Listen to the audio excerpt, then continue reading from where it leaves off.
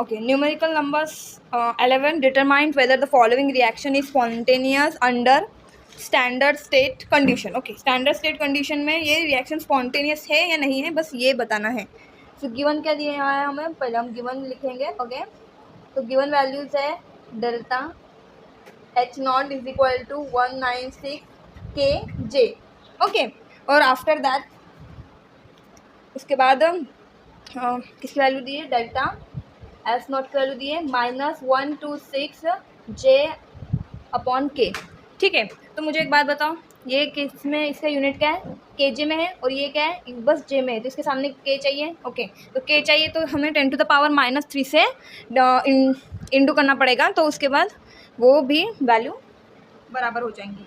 ठीक है, सो -126 into 10⁻³ kJ/K. ठीक है, सो यहाँ पे अगर हम इसको कन्वर्ट कर सकते हैं, लाइक -3 है तो पॉइंट शिफ्ट कर सकते हैं, नहीं किया तो भी चलेगा. ठीक है, तो आफ्टर दैट हमें अगर स्पॉन्टेनियस और है या नॉन स्पॉन्टेनियस है ये देखना है, तो देखो हमारे पास फॉर्मूला है, that is delta G not is equal to है delta H naught minus T delta S naught. अभी यहाँ पे डेल्टा एच नॉट और डेल्टा एस नॉट है, इसीलिए ये फॉर्मूला यूज़ कर रहे हैं. इससे हम स्पॉन्टेनियस है या नहीं है फाइंड कर सकते हैं. कैसे, अगर डेल्टा जी नॉट की जो वैल्यू है वो पॉजिटिव आ रही है. ठीक है, तो डेल्टा जी नॉट की अगर वैल्यू पॉजिटिव आ रही है तो हम पॉजिटिव आ रही है तो क्या होगा, नॉन स्पॉन्टेनियस है. ओके, नॉन स्पॉन्टेनियस है. और डेल्टा जी नॉट की वैल्यू अगर निगेटिव आ रही है तो रिएक्शन होंगी स्पॉन्टेनियस. ओके, तो इसमें अभी हम वैल्यूज़ पुट करेंगे. ठीक है, तो हमारे पास वैल्यूज़ है ना, तो यहाँ पे हम कन्वर्शन नहीं भी किया तो भी यही वाली वैल्यूज़ पुट कर लेते, क्योंकि हमें तो स्पॉन्टेनियस और नॉन स्पॉन्टेनियस ही दिखाना है ना. ठीक है, तो delta G not is equal to delta H की वैल्यू है 196 माइनस हो जाएगा यहाँ पे टेम्परेचर टी और -126.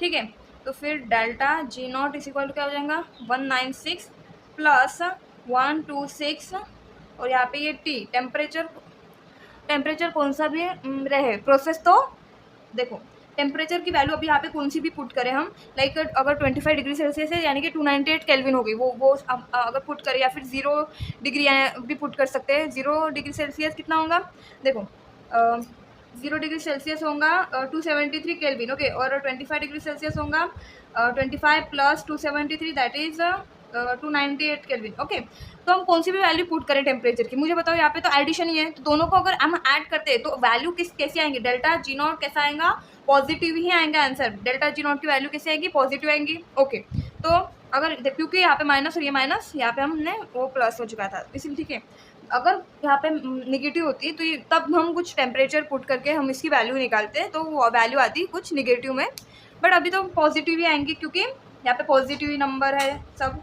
ठीक है, तो फिर हमने बताया था अभी कि अगर डेल्टा जी नॉट पॉजिटिव है तो रिएक्शन कैसी है, नॉन स्पॉन्टेनियस. तो the reaction is non spontaneous at any temperature.